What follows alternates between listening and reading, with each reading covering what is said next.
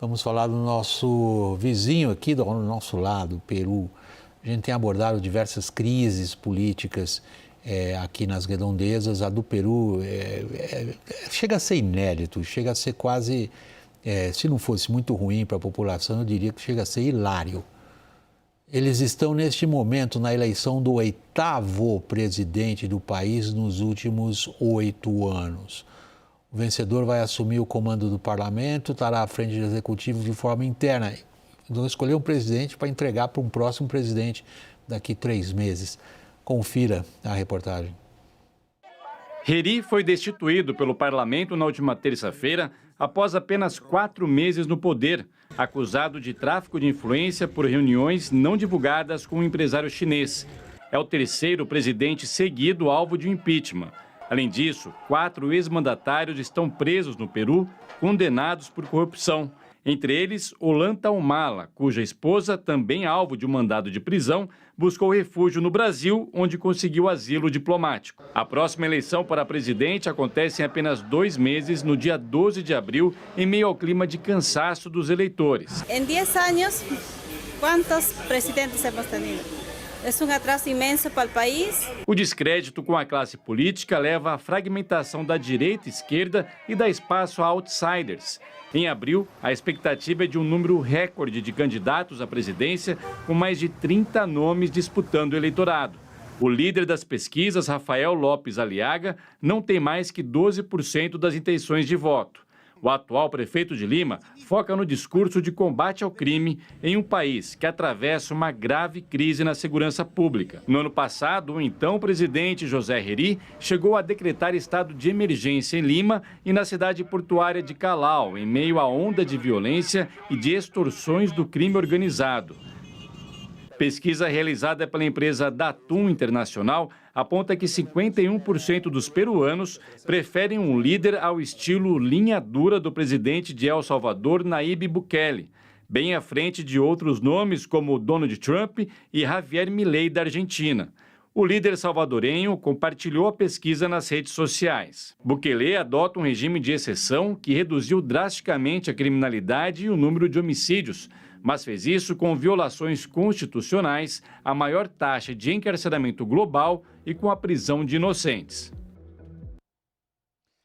Conosco agora na roda o colega nosso, peruano, jornalista Hugo Coya.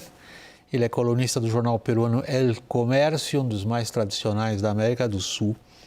Hugo Coya mora em Lima, de onde participa nesse momento. Hugo, em primeiro lugar, obrigado pela disposição de estar aqui no programa e boa noite. Obrigado, boa noite. Hugo, eu sou obrigado a confessar a você e a minha audiência, já confessei várias vezes, que eu sou um fã do escritor Mário Vargas Llosa. E ele tem uma pergunta genial. Um dos grandes romances que ele escreveu, Conversación en la Catedral, que é a seguinte pergunta: quando foi que se rodeou el Peru? Quando foi Olha, quando foi essa que aí aconteceu o que está acontecendo agora, Hugo? Você consegue explicar para a audiência brasileira?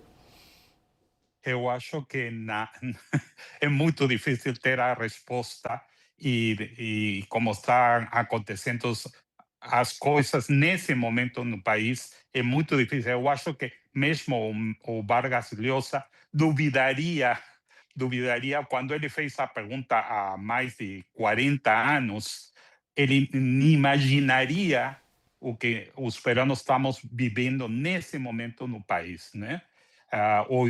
Você falou, a matéria que acabou de ser veiculada explicou muito bem a situação.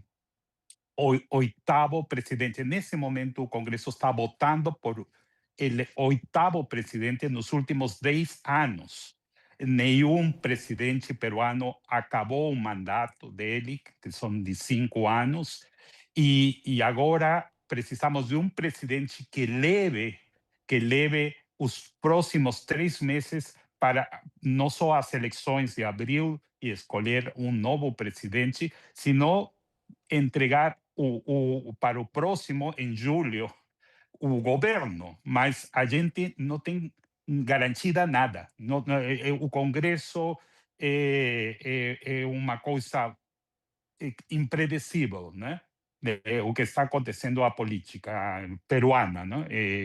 Você falou, e a matéria também falou de que tem uma coisa que no Brasil fala, explica muito bem a situação. O baixo clero, na verdade, tem o controle do Congresso peruano. E nós temos trocado o presidencialismo pelo parlamentarismo, ou seja, o Congresso tem o controle total do governo. Ele põe, vota, sai presidente e todo sai do Congresso. Não temos um presidente que, na verdade, segundo a Constituição peruana, teria autonomia.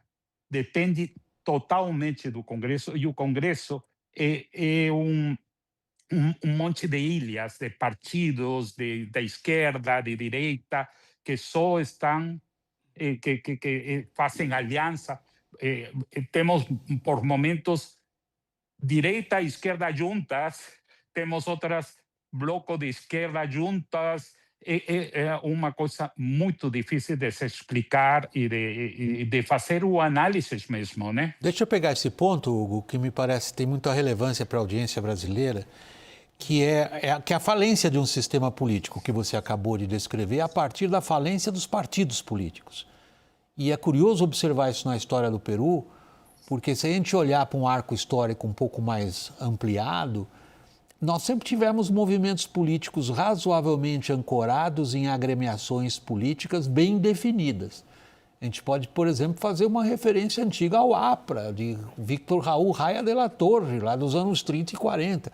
Como o Brasil teve Vargas, nós tivemos grandes nomes no Peru, associados a correntes políticas claras. Hoje é uma bagunça completa.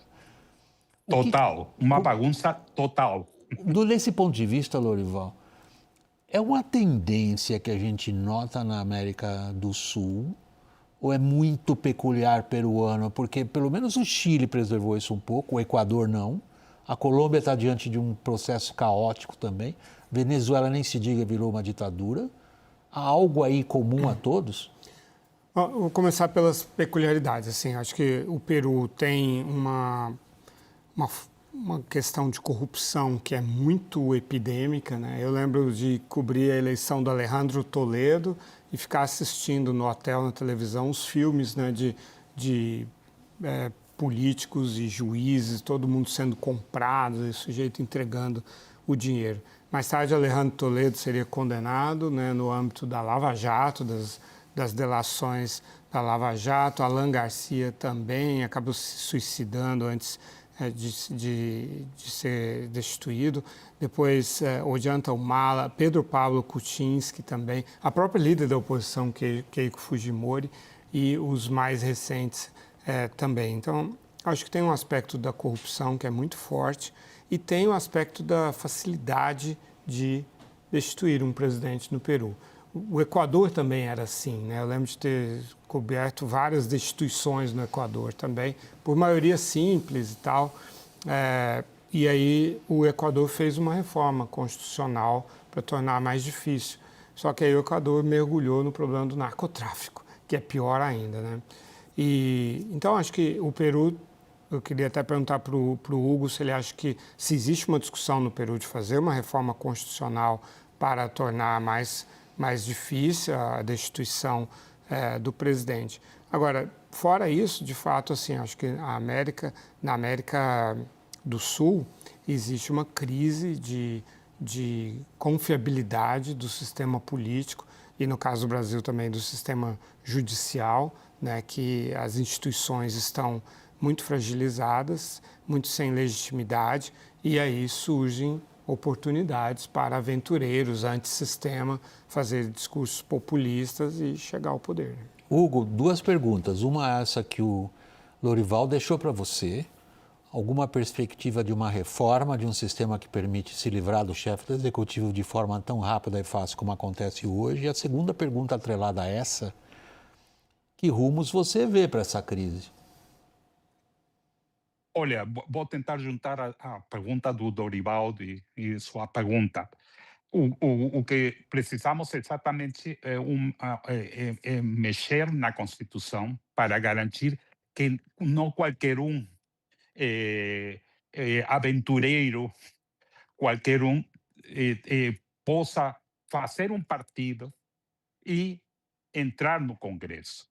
Porque um dos grandes problemas do Peru, dessa crise, é a fragmentação política.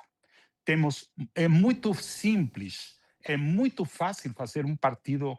Eles baixaram o número que precisa de eleitor para se inscrever no Jurado Nacional de Eleições e participar nas eleições. Então, muita gente que está ligada a pessoas que simplesmente só concorrem para as eleições para obter dinheiro do privado, garantir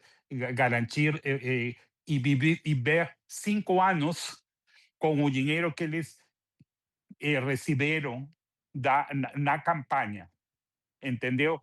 Então, isso eu acho que esse é um grande problema e precisamos mudar. O futuro, na verdade, precisamos um mínimo de certeza do sistema político. É muito difícil com 38 partidos que vão a concorrer nas eleições de abril garantir isso. Mas esse Congresso, se tem alguma coisa de bom, mexeram nas regras eleitorais.